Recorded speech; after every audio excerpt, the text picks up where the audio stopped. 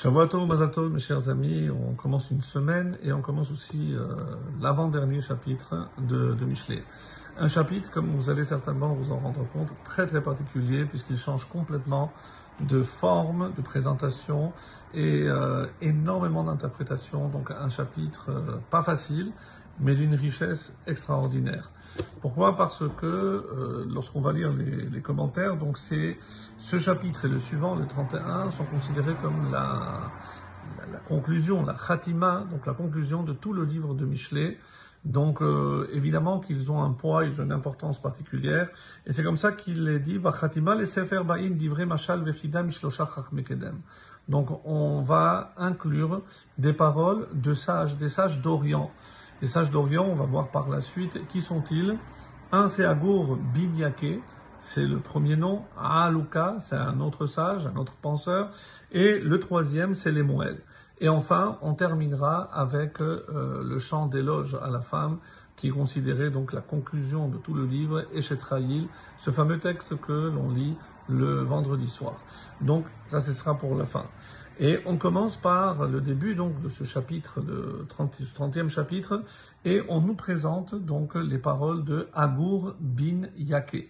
Donc des noms un petit peu rares, et c'est comme ça qu'on dit. Alors on va voir dans le titre déjà qu'il y a trois thèmes. Donc ce sage appelé Agur bin Yaké va aborder trois thèmes. Quels sont ces thèmes? Donc ce qui te dépasse, ce qui n'est pas compréhensible à ton intellect, n'essaye pas de sonder ce que tu ne peux pas saisir. Contente-toi de ce que Dieu t'a dit et ne cherche pas à comprendre plus. Après, la deuxième, Bakashat Tefila al Parnasa Beheter, donc c'est une forme de demande pour avoir une subsistance aisée. Et troisième, Arba'a Sugei Reshaim, et donc il va nous présenter quatre types de Reshaim. Ça c'est, on va dire, pour le plan, l'introduction donc à ce 30e chapitre. Et on commence par ce qui peut être considéré comme le titre de ce chapitre qui dit, c'est le verset 1, Divrei Agur bin Yaké Hamassa. Donc les paroles de Agur, fils. On voit bien que bin c'est comme Binun, c'est le fils de Yaké. Hamassa, alors que veut dire Hamassa? Deux possibilités d'après nos commentateurs. Hamassa, c'est soit un endroit, le nom d'un endroit, donc on traduirait par le Massaït, une tribu qui est appelée le Massa, ou alors on voit bien que ce terme est aussi utilisé pour désigner un prophète, un visionnaire. Donc, comme pour nous dire que ces paroles ont aussi du roi HaKodesh. Donc elles ont été aussi dites par prophétie, on va dire. Et à qui s'adressent ces paroles? Ne'um HaGever, déclaration, le discours littéralement de l'homme, les Itiel, qui s'adresse à Itiel, les Itiel ve'uchal. Et cette répétition est extrêmement surprenante. Pourquoi on a eu besoin de dire Itiel et Uchal? Si on part du principe qu'il s'agit des noms, donc il répond, c'est comme si Itiel et Uchal, donc deux personnages, ont posé une question à Agur bin Yaké et il répond. Alors, et ça c'est la première réponse, pourquoi on répète?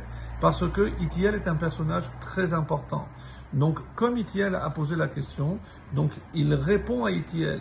Mais Uchal a aussi posé la même question. Alors on reprend dans la formule pour la réponse, d'abord à Itiel et Uchal, pour lui donner beaucoup plus d'importance de Chashivut que Uchal, parce que c'était un personnage très important.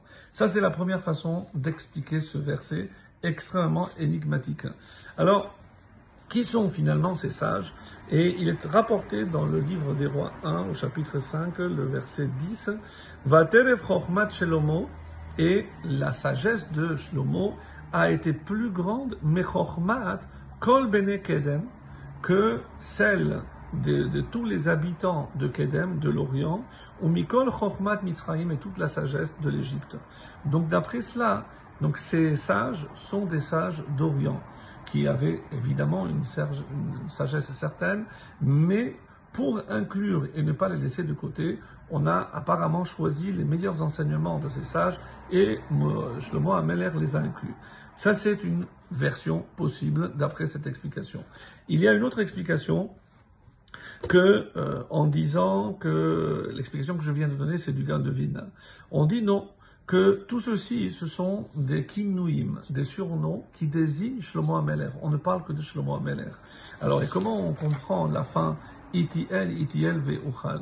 Donc, d'après cette explication, encore une fois très originale, on dit que Sharta al Shlomo Ruach HaKodesh, où on voit là le Ruach HaKodesh de Shlomo HaMelech, She'evin otiyot shel kel. Il a compris les lettres shel malachei asheret. Ve'uchal, et j'ai pu comprendre. D'autres explications disent que non.